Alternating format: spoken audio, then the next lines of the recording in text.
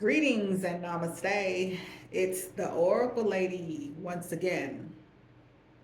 Hi, my name is Lady Royal Red Peace, and I am an Oracle and Seer, high level empath, wise one, spiritualist, and shadow worker. I am here to share with you this week's energy reading, and it's going to be centered around the heart and the mind. I am doing this for the week of, it will be May the 24th to May the 30th. So I will be uploading a new one on the 31st for the next week. So know that this reading is for the collective. This is not a personal reading. So therefore you may resonate with some parts or you may not.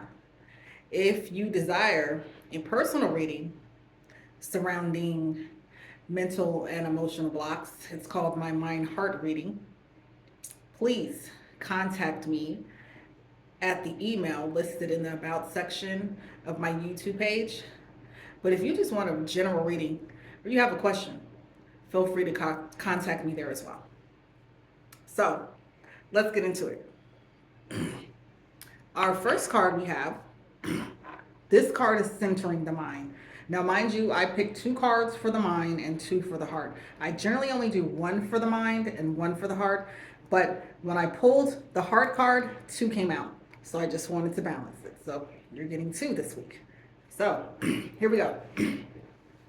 What I'm getting right now regarding this is representing your mind. This is a block in your mind. And what's resonating with me and what's coming forth is that this karmic energy is coming from your bloodline.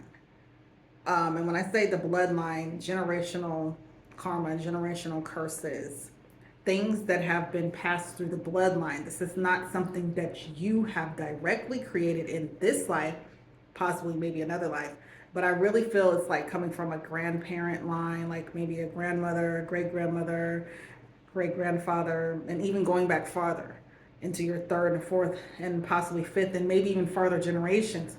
So the energies that you may be feeling coming up starting Wednesday and moving on, or maybe you've already started to been feeling some things mentally and maybe been struggling with some things mentally, it's not something that you created.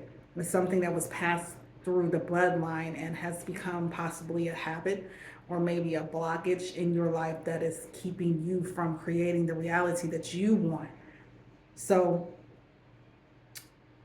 when you're looking at something that has been passed through the bloodline, you have to really think of, how has this been affecting me? Especially when you start becoming aware that there is actually something there.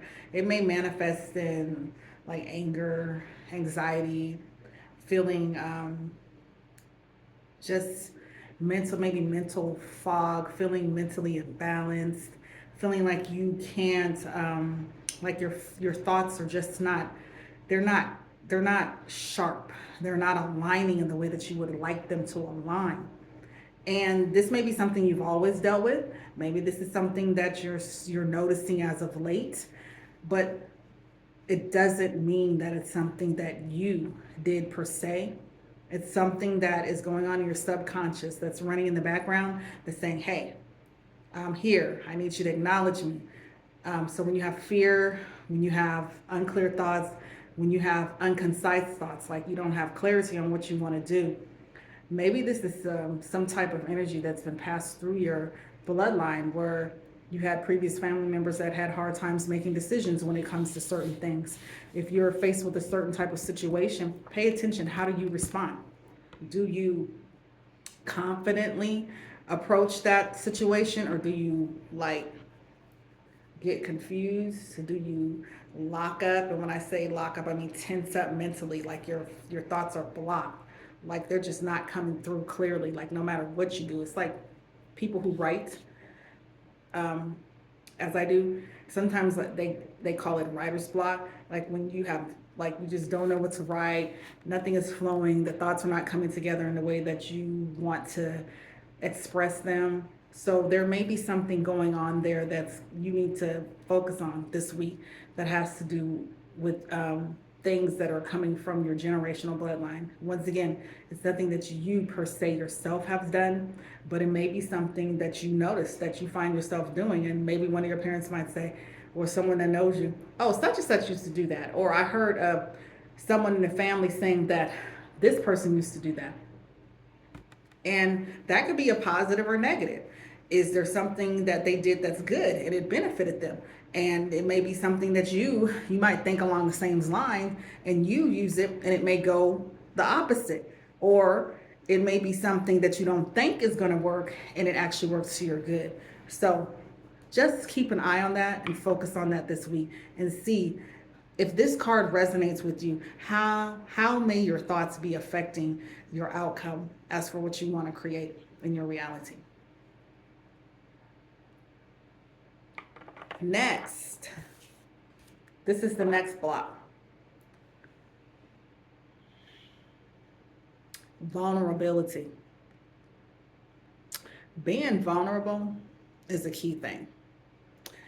And when I say key, it's important because in order for us to be able to manifest our desires, we have to be willing and open to think in ways that we haven't thought, and to allow ourselves to venture out and be creative in ways that we've never been creative. And that means our thought process has to change. Like what worked for you last year, most likely it's not going to work for you this year, especially if you're wanting to create something new. So vulnerability can be a scary thing, and for some people more than others. Like maybe if you're more of an introvert being, maybe vulnerability might be something that you struggle with because you like to go within and you're more quiet into yourself. And who knows, maybe it isn't, because if you're an introvert, maybe it might be easier for you to be open because you're used to going within and being with yourself. Or you might be an extrovert and find vulnerability challenging, because just because you're an extrovert and you're outgoing and you like to talk to different people and be around different people, that doesn't mean that vulnerability is not challenging for you, because it can be challenging for you in the way you might wear a certain mask to show certain people certain things and others see other parts of you. So being vulnerable is key in this time because you're going to have to shift the way that you think. So I ask you to challenge yourself in your thinking. Where am I having those self-limiting thoughts that may be causing me not to be able to express myself in the way I want, say what I know I need to say without being concerned about, is this going to come out right? Are they going to understand me? Is this going to offend someone? Truthfully, what I'm getting at this point and where you are on your path, you can't be concerned about the offense, because frankly, be honest with you, if the words that you're speaking offend someone, I'm going to say they probably needed to be offended, because offense isn't always a bad thing. Because if you're saying something that's true from your heart and you're speaking clearly and you own that thought and you are clear on your thought process, another person getting offended, it doesn't have anything to do with you, especially if you spoke from a clear intention in your heart with no malice to hurt. So if someone isn't pleased with what you're saying, don't take that as like, oh, I did something wrong. No, you spoke your truth and you owned it and you stood in it and you're okay with it. And that's just an outcome or consequence of what you said in this scenario. But that doesn't mean that you might not have like 5 other people that are, oh, like, I get that and I'm fine with what she said. Whereas you might have three people that are like, I don't even get that. And they were possibly maybe bothered by what you said. Once again, someone else's response to what you're saying or how you're thinking or how you're viewing, that's not to be directed at you. That has to do with them and their perception of what you said. And remember, we view people through our own lens, through our own experience, through our own life. So keep that in mind. What is it in your thinking process that may be keeping you from being vulnerable and open? Okay? So next, our first heart block. This card is going to go in line with this. Because in order to manifest or create the reality that you want and bring your heart desires into fruition, if you notice, you even see it looks like a heart. The magician, that's what this card stands for, is your magic being blocked by past life, ancestral bondage. Is your magic. And when I say your magic, the essence of you that makes you, you. There's nobody else like you. So the essence of you that makes you, you, is it being blocked by something that's ancestral, something that has been over your family for a while. It may not even just be you that struggles with a certain pattern of thinking. It might be multiple people. So if you see something like that in your family, it's very key for you to look within, like, do I do that? Is that something that I struggle with? And could that be the reason and the key as for one of the keys, or maybe that key as for why I have a hard time manifesting and creating the desires of my heart? And once you get to the root, or you unlock the door with the key, because the key to unlock the door will be discovering what is it, what's the block that's going on here, what's the pattern that needs to be disrupted, where do I need to be reprogrammed, where do I need to be deprogrammed so I can be reprogrammed, where do I need to allow old energy to fall away that is heavy so that I can embrace lighter energy, and therefore being able to move into manifestation, being that magician, being that creative force that you are, and to bring forth what you desire, not what somebody else wants you to create. What is it that you desire? So moving beyond bondage that is family inherited. And also what I'm getting, family is not always blood. It could be someone that's been a friend, with you for a long time, and you become accustomed to being around this person, and they, become accustomed to being around you, and you've taken on the way that your friend thinks or maybe does things in certain ways, and they've taken on things that you do. That could be some type of bondage as well, that can keep you from being able to open up and really be open to what you want to create, because you may value your friend's opinion so much that it causes you to be like, I don't want to do that because I don't want to hurt my friend. Well, really, beloved, if your friend is really your friend and your friend really loves you, your friend is going to want you to create the reality that you want, whether they're included or not. It's your life, it's your path, it's your journey, and you have to create what feels right for you. So create, allow the magician within you to be free and to express what she or he is delighted about, what makes you excited, what sets you on fire. You even see how the red, the passion. What brings you passion? Think about that. So the next heart block has to do with confidence, believing in succeeding. In order for you to succeed, you have to have faith. And it goes along with this, being open to new ways of thinking is what I'm hearing. Once again, that what you did last year is not going to work this year for you to be successful. It's a new level of faith that you have to operate in. So that requires being vulnerable, stepping into spaces that you have not stepped into before. Releasing I used to do it that way and it worked. I used to wear this one color, or wear my hair this way, or wear this outfit when I did this thing, like, or when I went to this certain place, I would dress a certain way. Maybe it's time for you to shed those clothes, or shed the way that you dress in a certain manner when you go to a certain place, and come into a new, I'm hearing, put on a new robe, put on new clothing. It starts first mentally, so you're going to have to put on a new mind, a new consciousness.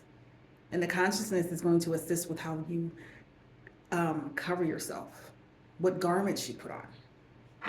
And in that's going to bring you to being able to be more confident in yourself, to create the reality that you want, to connect to the true heart of what you desire. Not what you think you should be creating. What do you really desire to create?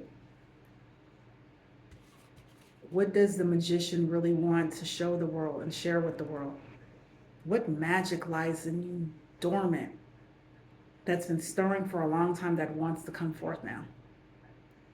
Believe and you will succeed. If you believe you can, you will. It's a matter of changing where you are here. You must change where you are here first. So in saying that, if you can have the faith and you can put the work behind the faith, and if you can do the rituals that you need to do, you can take the action, you can have the courage, because courage is a big part of it.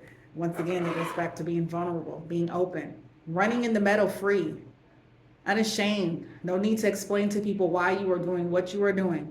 It feels right for you. This is the earth realm. We are here to learn. We are not here to be perfect. We are perfectly imperfect. It's okay if you, quote unquote, error or make mistakes, which is really a mistake. You don't get it right the first time. Get up and try again. But you must believe and succeed. And you must believe in order to succeed. You see the light at the end of the boat?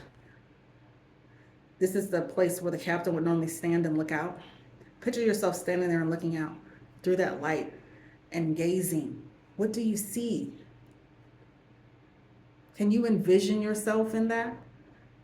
Like physically there. Can you see yourself living in that? If you can lay hold of it. But you must have the faith to step out and trust yourself. Trust the God force within you. Trust your guides, your ancestors. Reach out and ask them to walk with you, to go with you, to even encourage you, because sometimes you might feel a little discouraged. It's okay. It's part of the process. But move out, go out, and step out. Believe and succeed, and you will. So that's what I have for you in the Heart and Mind Oracle Energy Reading. I hope this has been helpful. Meditate on these things. Get somewhere and get still. Play this back as many times as you need to, and meditate. And I didn't say everything, because once again, this is a collective. This is not a personal. So it may have resonated, it may not. There may be things coming up when you look at these different cards that I didn't say, because it's going to speak directly to you. So whatever it is, beloved, be open to the process. Enjoy it. Enjoy your journey. Have a ball. This is your life. And you're only going to live this life once. So enjoy it. Enjoy the earth realm. It's a beautiful space. So I thank you for your time. I thank you for being open to hear Lady Royal speak.